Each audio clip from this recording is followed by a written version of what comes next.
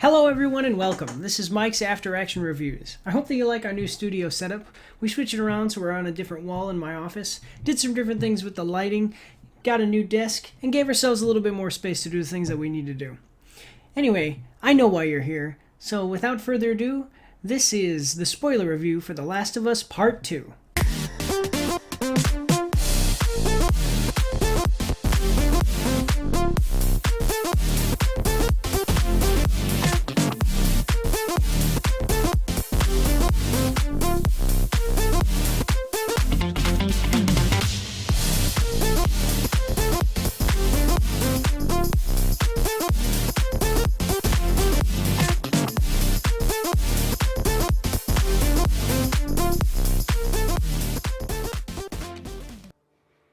The story starts out shortly after the first game ends, with Joel telling Tommy exactly what happened at the hospital when he stopped the Fireflies from trying to extract the fungal spores from Ellie in order to try to create a vaccine for the cordyceps virus.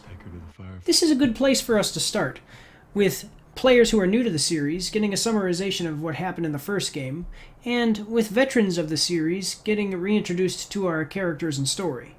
One critique that I do have for this opening sequence is that it presents everything that happened at the end of the first game as black and white, with Joel selfishly saving Ellie's life without thinking about the consequences. This is not what happened. Joel realizes that by saving Ellie, he may be damning the rest of the world, but he also knows that even if they do kill Ellie and harvest the cordyceps fungus that's growing inside of her, that they may not even be able to make a vaccine. Going along with the narrative that Joel had done something wrong at the finale of the first game, we see Tommy pull Joel aside and tell him that he would keep this secret. Can't say I'd have done different.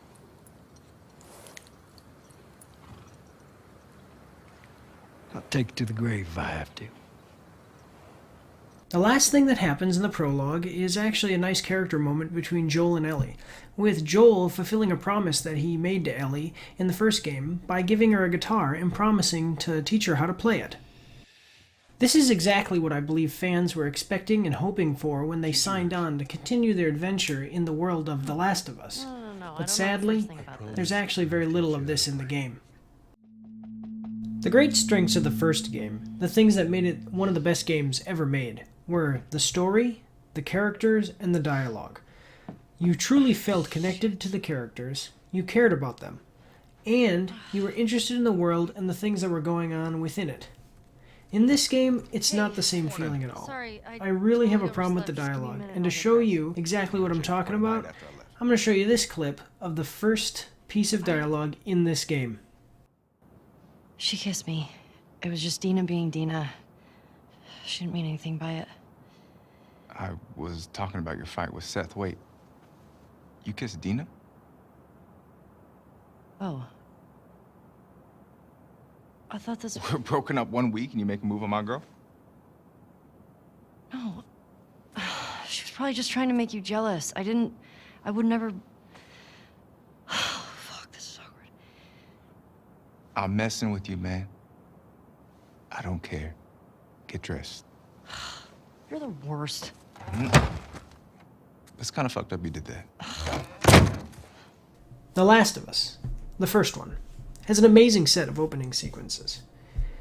In just a few minutes of playing the game, they are able to establish the loving and caring relationship between Joel and his teenage daughter. They explain exactly what's going on with the cordyceps virus and the downfall of most of civilization.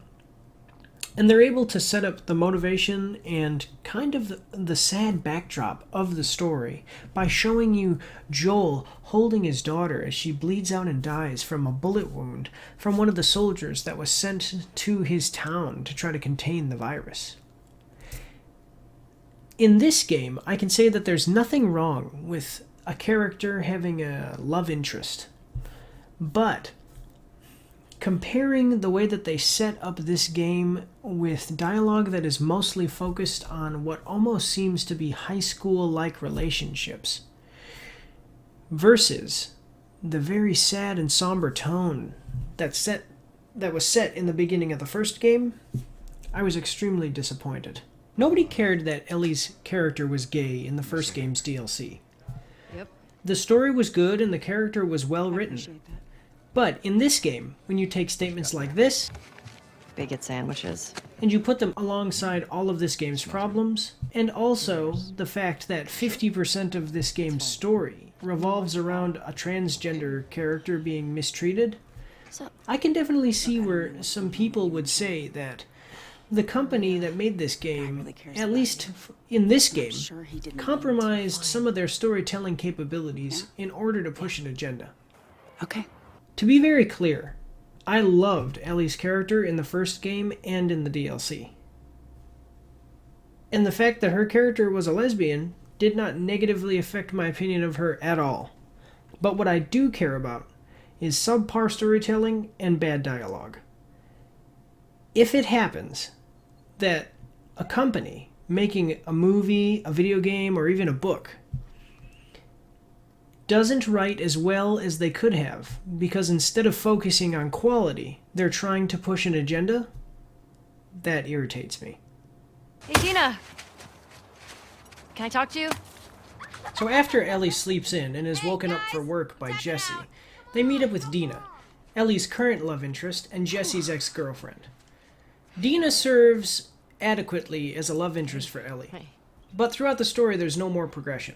Later, we do find out that she's Jewish, but I'm not interested in that in any way in the context of this story. And nothing new is revealed through the dialogue of these characters about her or Ellie.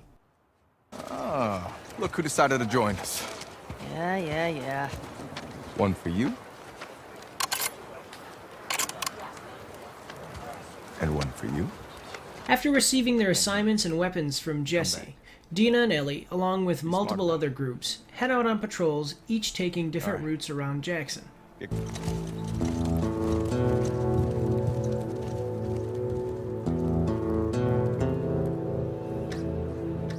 From there, we're introduced to Abby, the game's other playable character. Her and an unknown group of travelers have come to Jackson for reasons that aren't immediately explained. But through dialogue, it is revealed that they are looking for someone. Is it? We made it. Owen, another member of Abby's group, and someone who it turns out was a love interest of Abby's in the past, has scouted ahead and takes Abby to show her what he's found. He reveals to her that Jackson is a fortified city with plenty of supplies, munitions, and people, and that, because of all of this, it's going to be hard for them to do the mission that they've come here to complete. It's a lot of people. We can figure it out. Okay. Assuming he's in there, how do we get to him? Abby quickly develops a plan to capture one of the patrols around Jackson and use them to lure the person that they're trying to find out, so that way they do not have to do a direct assault on the town. Everyone else sees this, they're gonna want to turn back. After having this short argument on how to proceed, Owen decides to head back to their camp, with Abby deciding that, what the heck, she'll just go off and do this whole thing on her own. And what do you know?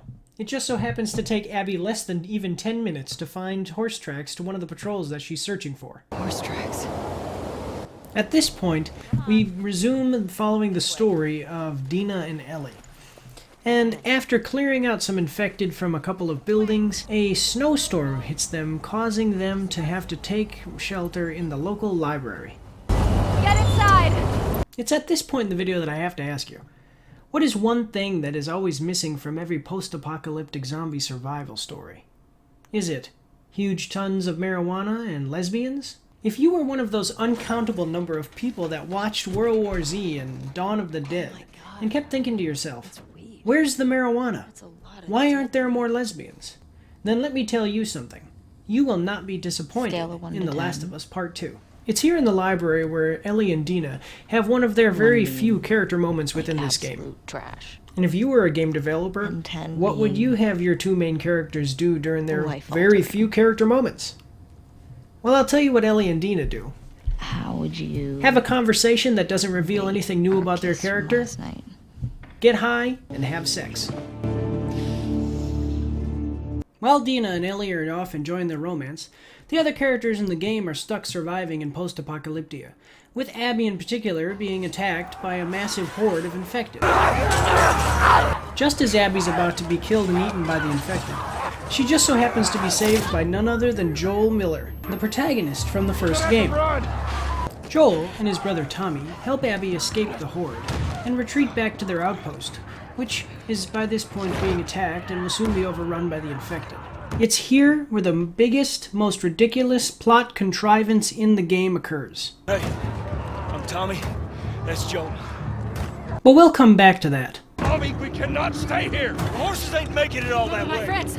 My friends are at a mansion just north of here. It's fenced in. We have the whole perimeter secure. It's the Baldwin place. I could work.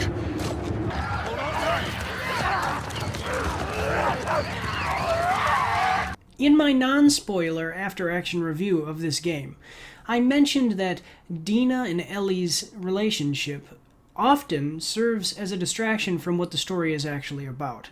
I think that this next clip perfectly exemplifies exactly what I'm talking about. I did myself. Moving from a very exciting and story-driving portion of the game with Tommy, Joel, and Abby all about to be eaten by a horde of zombies, we cut to Ellie and Dina back at the library after having had sex. Or a bite mark? Now, in this portion of the dialogue, we do get Ellie telling Dina that she's immune to the cordyceps virus. But, Infected when I was in light of 14. what happens later on in the game, I think that this is done ridiculously poorly. Especially when you see how Dina reacts. Immune, so it healed with a ring of fucked up teeth marks and cysts and... Ow! Fuck you. What? Hey! I told you a real fucking story. I did tell you a real fucking story. Jesse finds Ellie and Dina in the basement of the library. And honestly, to tell you the truth, this guy's one of the smartest of the new characters and has the greatest sense of maturity and responsibility. You're supposed to be on patrol. There's a blizzard outside. Is that weed? Why are you here? People are counting on you. You get that? What we do matters. Well, then why aren't you at the fucking lookout? Because Tommy and Joel didn't show up. Jesse, Dina, and Ellie make a plan to split up and search for Tommy and Joel, with the player transitioning to a sequence in which they see exactly what happens after Tommy, Joel, and Abby left their outpost.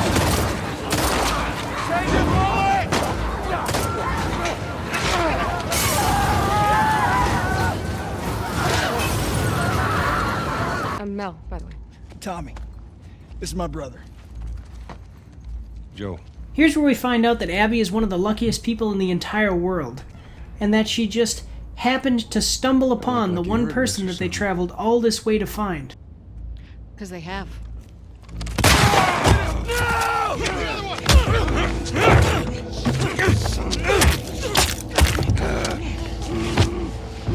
Laura, all clear? He's out. Put him against the wall.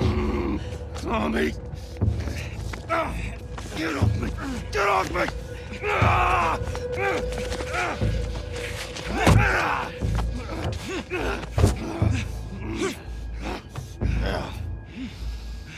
Puta madre.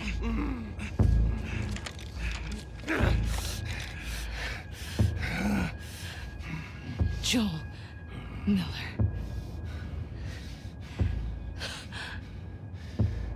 Who are you? Guess. I do just want to point out here that although throughout a portion of the game they try to maintain this mystery of who the group was that came to Jackson, realistically, it would make the revenge that they reap out on Joel here less effective by not telling him, at least him, who they were and why they were there doing what they were doing. How would you fix this? Simple. Don't have Joel ask who they are, and the player can then assume that they told him when we didn't see what was going on. We then pick up with Ellie finding the mansion house where Abby's group had set up camp. She searches the place and eventually finds the room where they're torturing Joel.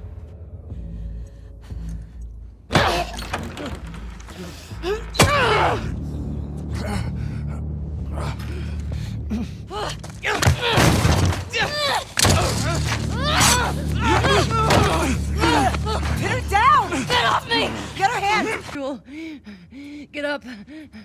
Joel, fucking get up.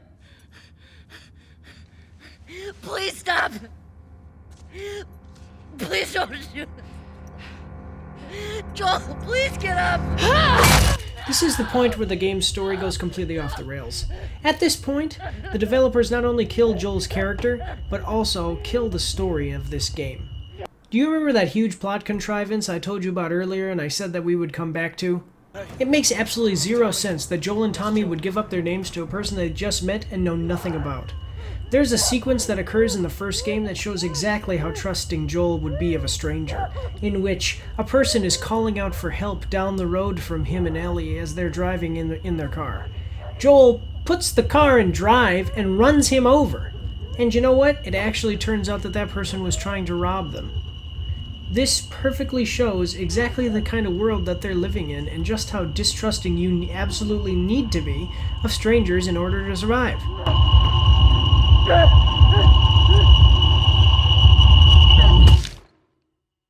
We jump ahead probably a couple of days, judging by the fact that Ellie's bruises from the encounter have mostly healed. And 3 things have happened. 1, they left Ellie alive.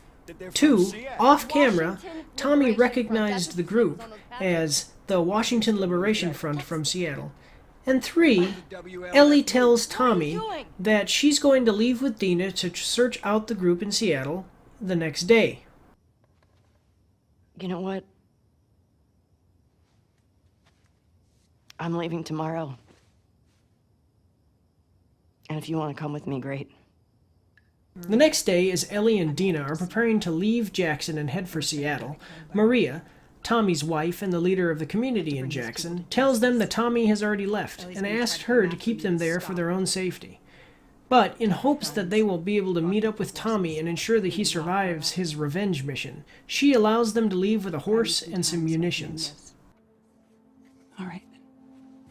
Get going, you're losing light. From this point on in the game, not a whole lot really happens as far as actual plot points on the timeline of the overarching narrative. The actual story of everything in Seattle only happens over 3 days.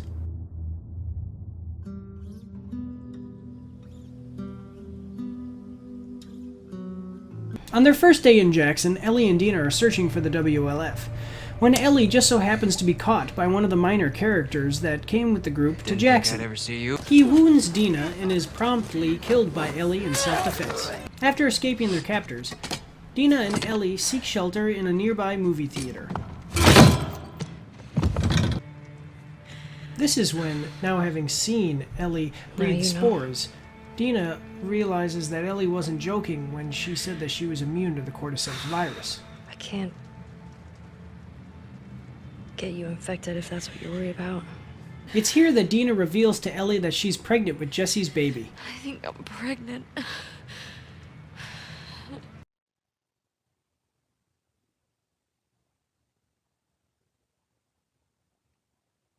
On their second day in Seattle, Dina and Ellie discover that the theater that they're staying in just so happens to have a radio that they can use to track the WLF. Over the radio, they hear that the WLF is under attack by a single male trespasser, so Ellie heads in that direction, thinking that it's Tommy.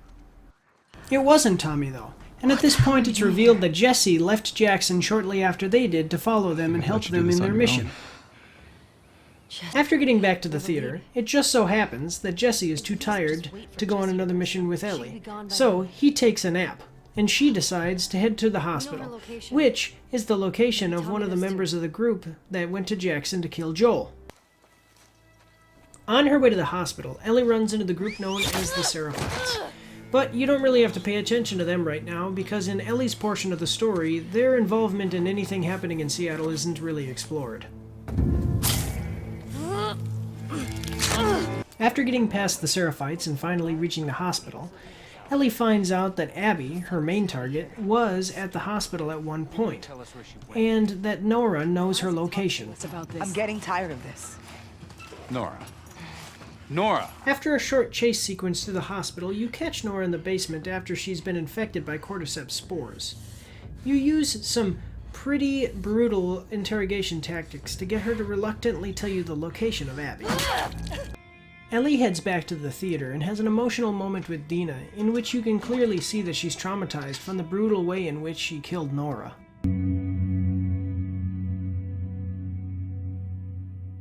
On the third day in Seattle, Jesse reveals to Ellie that, having been left alone with Dina, he discovered that she's pregnant, and that she won't be able to get the proper medical care that she needs while in Seattle, and that they need to head back to Jackson.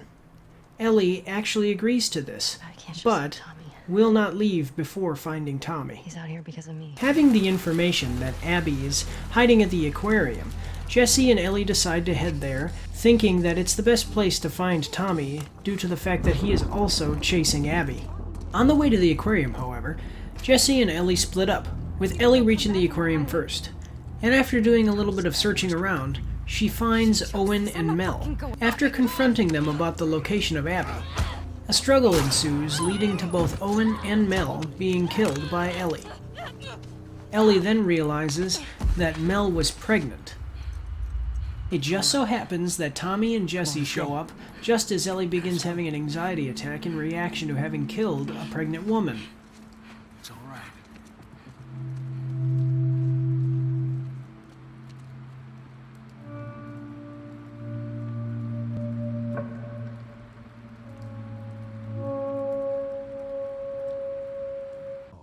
After getting back to the theater, Jesse, Where you Tommy, going? and Ellie start planning their Need some trip air. back to Jackson. But it turns out that Abby has tracked them back to the theater using the map that Ellie left at the aquarium. She unceremoniously kills Jesse, and then we begin what is the most terrible, meaningless part of this whole story. Abby's storyline. Abby's portion of the story starts out in a memory sequence in which the player finds out that Abby's father is the doctor killed by Joel in the first game in order to save Ellie. As I mentioned before, this is never explicitly told to Ellie or Joel. This makes Abby's revenge against Joel much less effective. This is where the game's odd story structure makes itself apparent, with you taking over as Abby on day one of Seattle, playing a parallel storyline to Ellie's, which doesn't directly interact with much of what Ellie is doing, but pays homage to it by mentioning some characters that you do see or even kill as Ellie.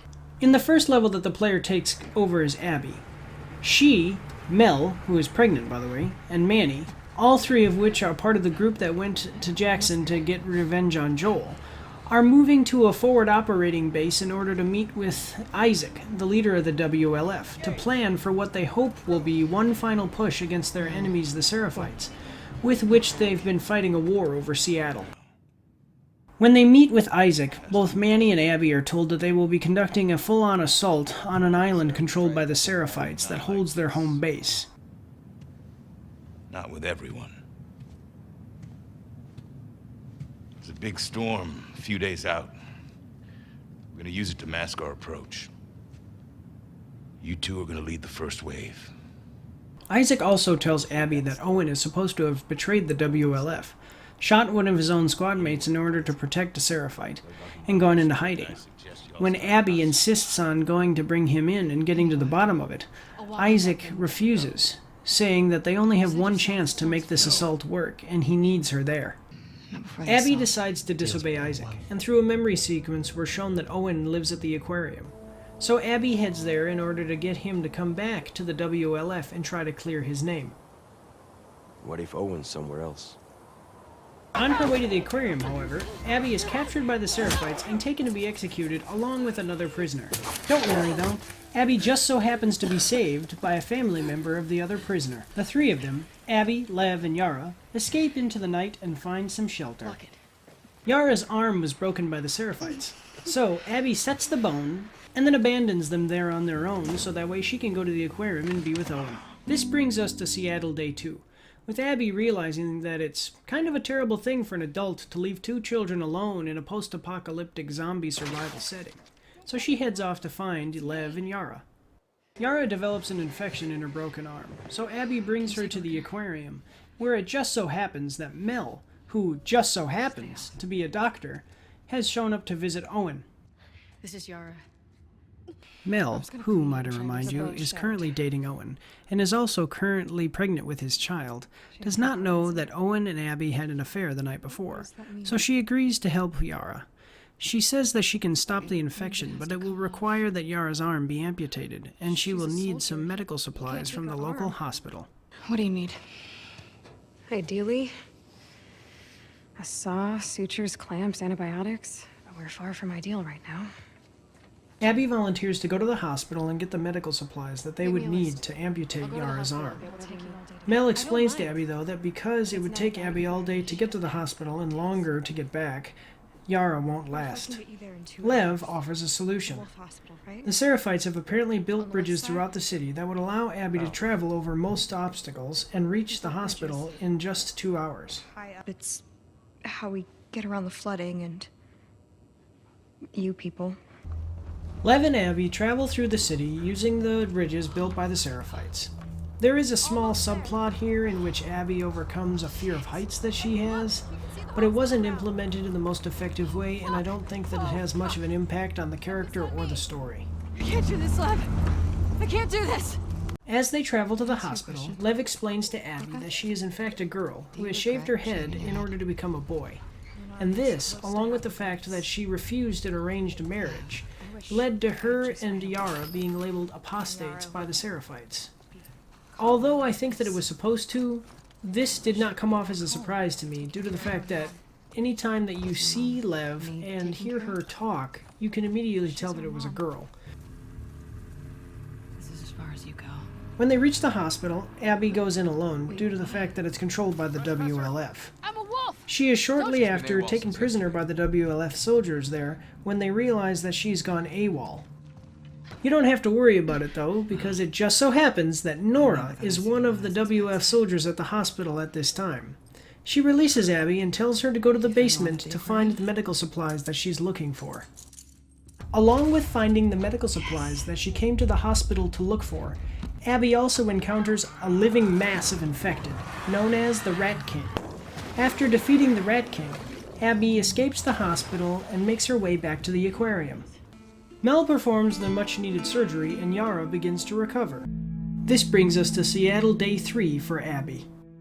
Owen invites Abby, Lev, and Yara to come along with him and Mel to Santa Barbara, California in search of the Fireflies, a group that they were a part of during the time of the first game. It's too late.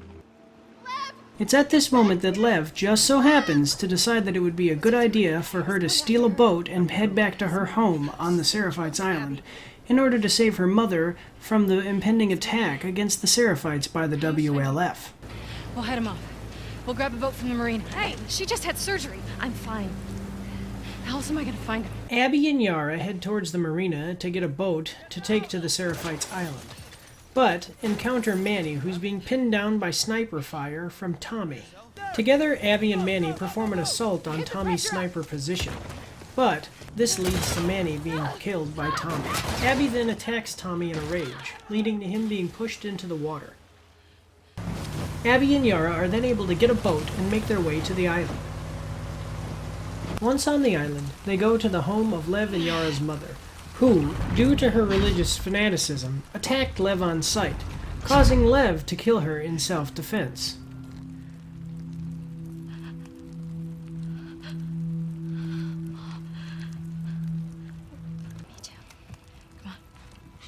Lev, Abby, and Yara make a plan to steal a boat from Haven, the capital city on the island, and take it back to the aquarium on the mainland. But a group of soldiers that just so happens to be led by Isaac catches them on their way, and Yara is killed in the process of them escaping. Luckily, between all of the chaos of the assault and the fighting between the WLF and Seraphites, Abby and Lev are able to get a boat and get off the island as the city burns.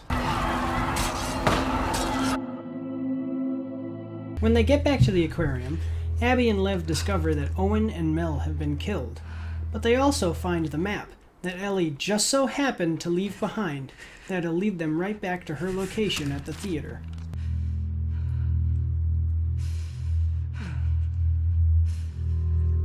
This brings us full circle, with Abby and Lev assaulting the theater, shooting Tommy in the face, killing Jesse, and confronting Ellie. Abby attacks and quickly defeats Ellie in hand-to-hand combat. When Dina comes to Ellie's aid, she is quickly subdued as well. Ellie begs for Abby to not kill Dina, telling her that she's pregnant, To which Abby replies, "Good." It's not until Lev stops her that Abby decides not to kill Dina. And after everything that's happened between these two characters, the lives that have been lost, the hate that's been built up, Don't ever let me see. Abby just lets Ellie go. Come on. We then jump ahead some time, with Dina having had the baby, and Ellie living on a farmhouse in what is seemingly a happy and peaceful life. But Ellie is still extremely emotionally distraught over Joel's death, and even has anxiety attacks related to haunting memories that she has of that day. Look at me. It's okay. You're home. You're home. Breathe, breathe.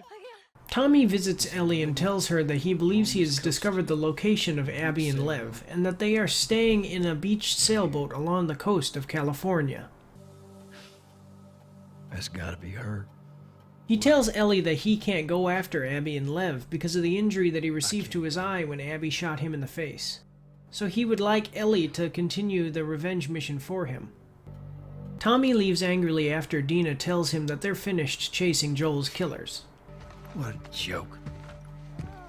Ellie hasn't gotten over the things that happened with Joel and Abby, and so she decides to leave Dina and the baby behind and try for one last chance at killing Abby and getting revenge for Joel.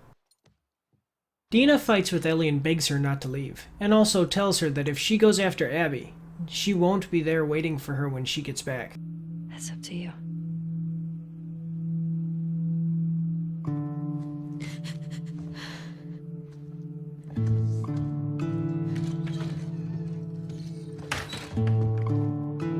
Meanwhile, we find out that Abby and Lev have made contact with the remaining group of Fireflies in California, and have plans to join them, but are unable to when they are subsequently captured by a group called the Rattlers, to be used as slave labor. Ellie finds Abby and Lev's sailboat, and begins searching the area for them, but just so happens to be caught in one of the Rattlers' traps.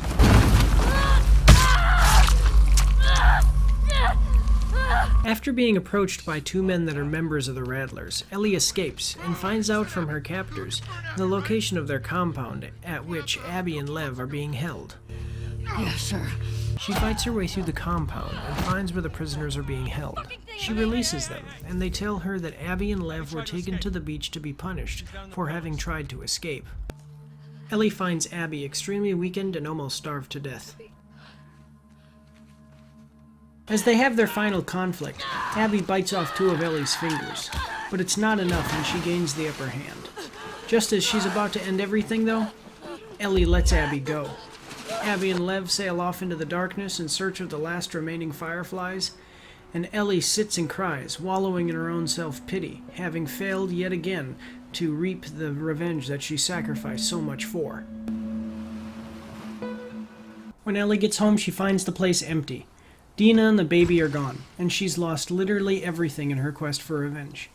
She can't even play her precious guitar anymore because of the fingers that Abby bit off. The last thing that we see before the credits roll is Ellie leave her guitar and everything else behind to sadly walk off and wander into the world.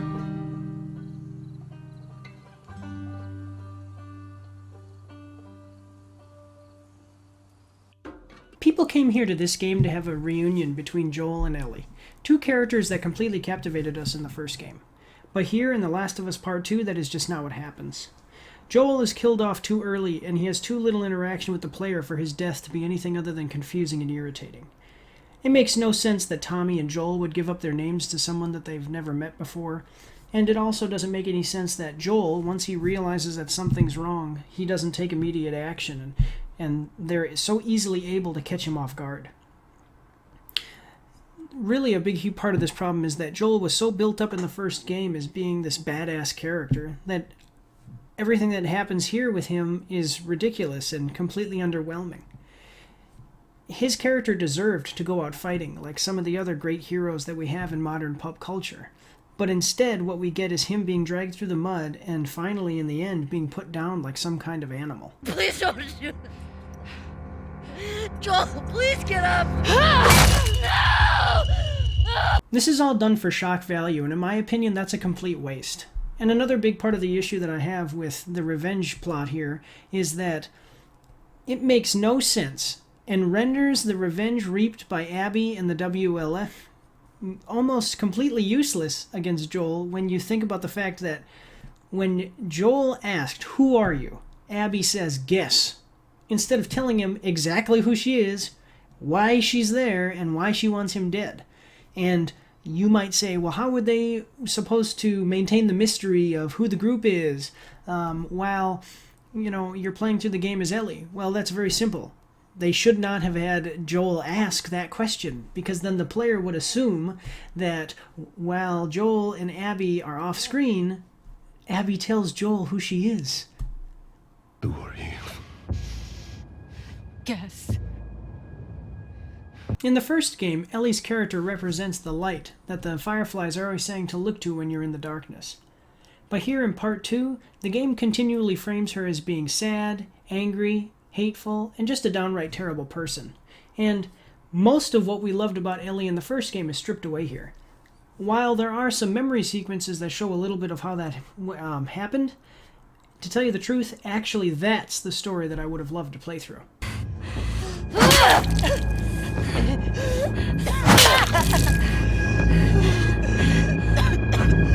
Part of what makes this game's story so bad is that they subvert expectations by having characters from the first game being written dumber here in Part 2, or by having us meet a character that seems competent, and then later on in the game they write them to be dumber then. They also have characters that do stupid, idiotic decisions without proper compulsion that go against their character. This is seen most apparently in Ellie when she, in the end of the game, not only abandons her family to try one last shot at revenge against Abby, but then, when getting to Abby, decides, no, I'm not going to take revenge, after having sacrificed everything that she had.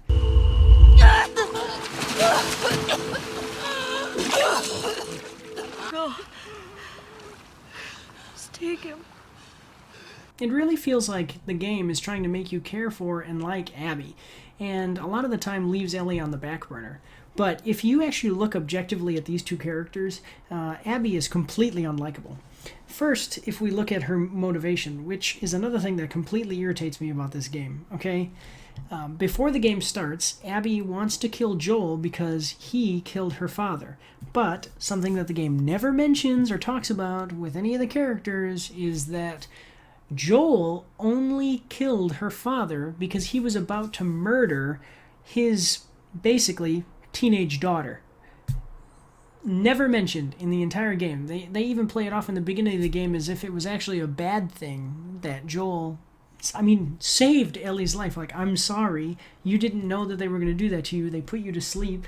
You were laying on a table. You were never going to wake up, and I saved your life. Well, give me a slap on the wrist. Another thing is that Abby shows no remorse for killing anyone that she does in the entire game, including torturing Joel and killing Jesse, who's a father of an unborn child. And Ellie, on the other hand, is very much so emotionally affected by the people that she kills in the game, including having an emotional breakdown when she finds out that Mel is pregnant. And when Abby, later on in the game, is faced with the same exact situation, Ellie tells her, look, Dina's pregnant, don't kill her. And Abby's like, good, I'm gonna kill her. And almost as if she's more happy to kill her because it would cause more pain. She's pregnant. Good.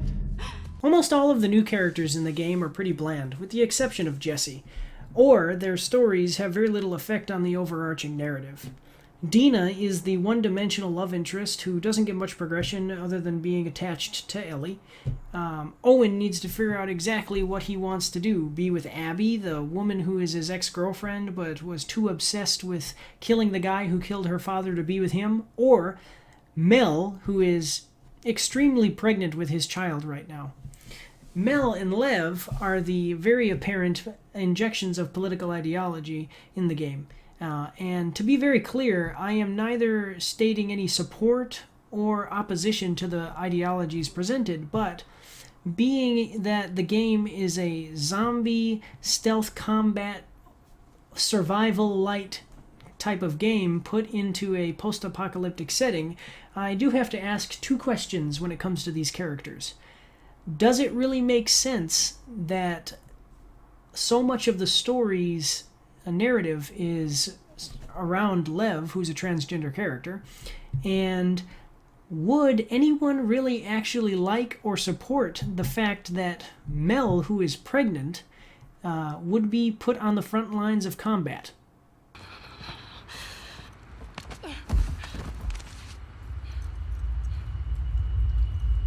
I heard a rumor that at one point they wanted to make The Last of Us Part 2 with all new characters and not revisit Joel and Ellie. I would not be surprised if that were 100% true. Quite a bit of the time it feels like they wanted to make a game just about Abby and Lev in Seattle, but then later on decided to add Joel and Ellie to the mix. It also feels like there was more than one hand in the cookie jar when you consider the memory sequences which emulate the first game so well, and then the rest of the game, which has a lot of narrative problems and drags on quite a bit.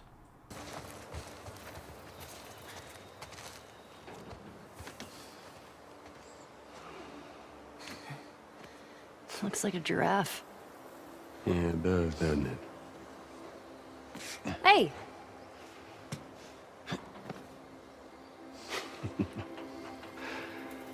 I see the appeal. Told you. If you take a look at everything that Ellie actually does in this game, it's actually really sad. It makes you realize how meaningless so much of this game actually is. After only 2 days of searching for Abby, Ellie meets up with Jesse, finds out that Dina's pregnant, and then from there is basically forced to give up the mission of revenge and go home. And that is literally everything that happens in Seattle from Ellie's perspective.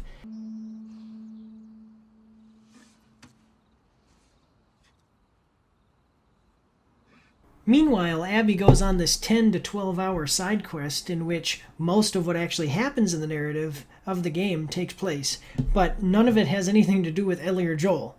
I mean, really think about this. By the time that you're finished with Ellie's portion of the story in Seattle, do you even know who the Seraphites are? Would they have even mattered as a story element if it weren't for Abby's portion of the game? Made it. Jesus. These must be the scars. There were also plot points that they really just seemed like they didn't know what to do with. By killing off Owen and Jesse, you prevent the romantic plot of the game from being resolved. Which also, by the way, I think that they really messed up with Owen and Abby. It never really explicitly explains exactly why they broke up. It just shows you in memory sequences that they were together, and then in the modern day, he's got Mel knocked up. And also, Abby kind of is jealous of that because maybe she kind of wants to be with him in the end. And Owen just keeps throwing himself at Abby, even though throughout the game he's also still dating Mel. And another thing is that everything that happens in all of the memory sequences with Ellie means absolutely nothing because Joel is dead. Like, what are you trying to do? You're literally showing us the game that we wanted to play in the game that you're making us, like forcing us to play if we want to continue the story of these characters. You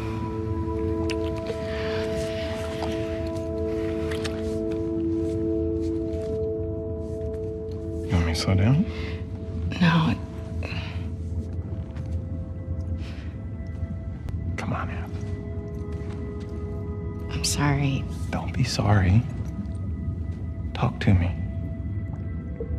What is going on with you? Mel's pregnant. Oh. Okay. It's not just that, though. Should I say congrats? On top of all of the game's other issues is that ending. That terrible, terrible, terrible ending. I think this is going to be one of the most divisive endings in media for a while. Some people are going to say that it was this artful, sad thing, and gamers are just going to be like, this is ridiculous. You have a character who is loved by everybody, critics and just game players alike, and she loses everything. Ellie loses absolutely everything in this story, makes backwards decisions that goes against her character to lose every single freaking thing she cares about. Every character that you care about in this game loses everything.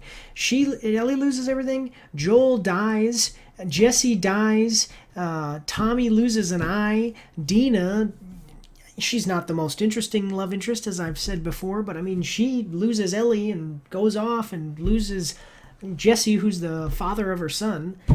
The game leaves you totally unsatisfied.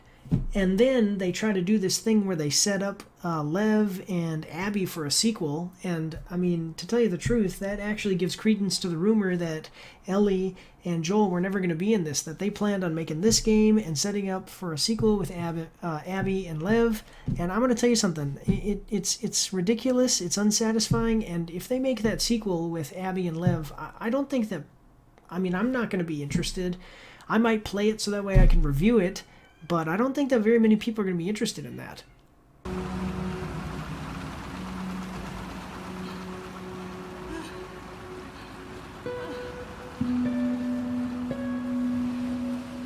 So when I review games and give them a rating, I've decided that I'm not going to use numbers, and I'm kind of modeling it after some other people that I've seen. Basically, the idea is that if I give the game, let's say, a 6, and there's another game with a 6, this game might be better or worse than that game, and you're not exactly sure. So instead of giving it a hard set number that is defined, I'm going to give it a range. So our reviews we'll have 5 categories in our reviews here, and we'll have bad games, below average games, average games, above average, and exceptional. So for The Last of Us 2, my rating is going to be below average.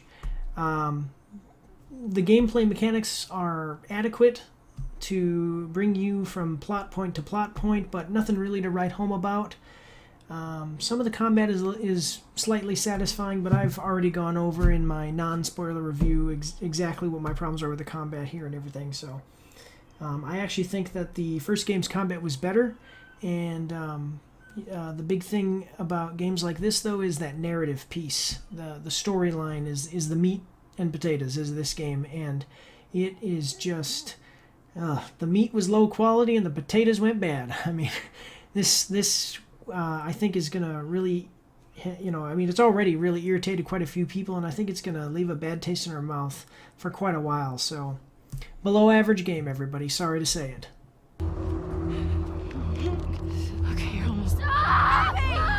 The thing that I hate the most about this game and its ending is that, in my opinion, the best ending to a game that is a sequel to the first game is in this game, actually, and is also shown to us. To explain what I mean, I'm going to ask you to imagine, if you will, for a moment, that instead of the story that we get a story that starts shortly after everything that happened in the first game, with Ellie and the Fireflies. And the beginning of that story... of that game would lead us up to Ellie finding out what Joel did and that he lied to her about everything that happened. And then in Jackson, they have some kind of conflict for the narrative to follow. Really anything. I mean, actually, the conflict in this game, I didn't like it so much. I thought it was kind of nonsensical and all over the place, and a lot of things just didn't go together and didn't tie up very well. But so we have some kind of conflict. Doesn't matter what it is, just the game leads on. And basically what we're actually interested in is the fact that all throughout that game, you would have Joel trying to redeem himself in the eyes of Ellie. And eventually, after, just different things that happen, we get the ending to the game in the form of this cutscene.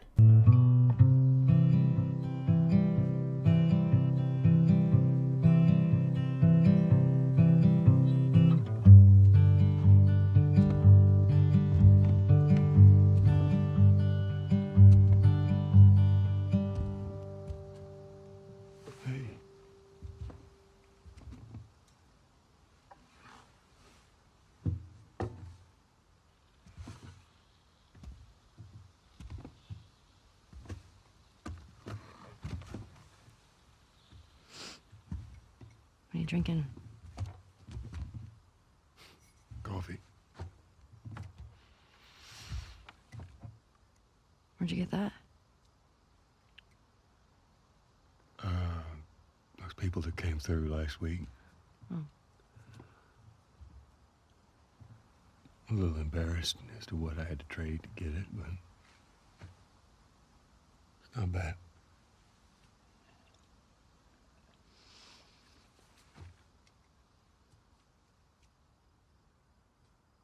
I had Seth under control. Yeah, I know. And you need to stop harassing Jesse about my patrols. Okay.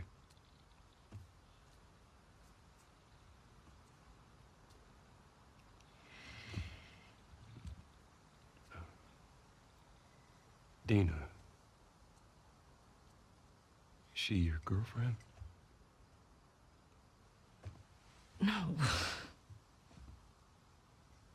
No, that was just one kiss. It doesn't mean anything. I don't know why she did that. But you do like her.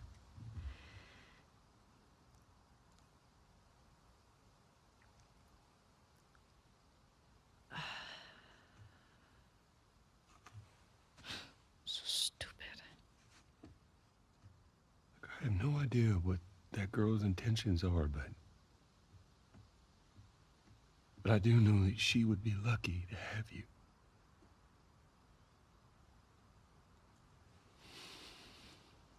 You're such an asshole. I'm not trying to. I was supposed to die in that hospital. My life would have fucking mattered. But you took that from me.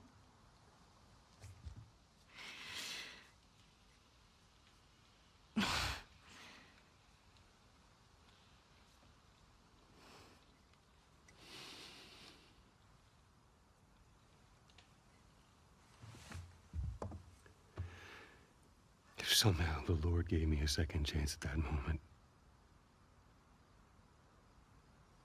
I would do it all over again.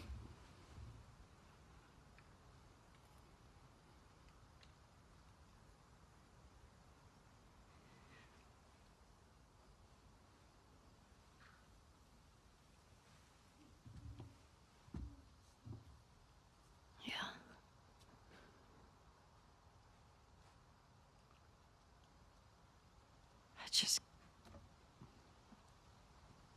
I don't think I can ever forgive you for that.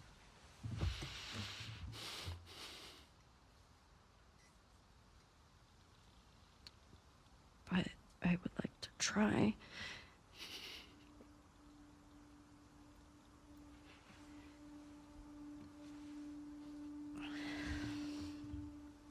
I like that.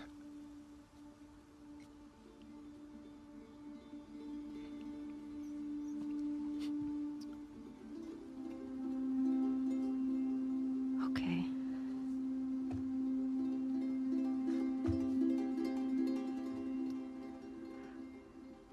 I'll see you around. Yep.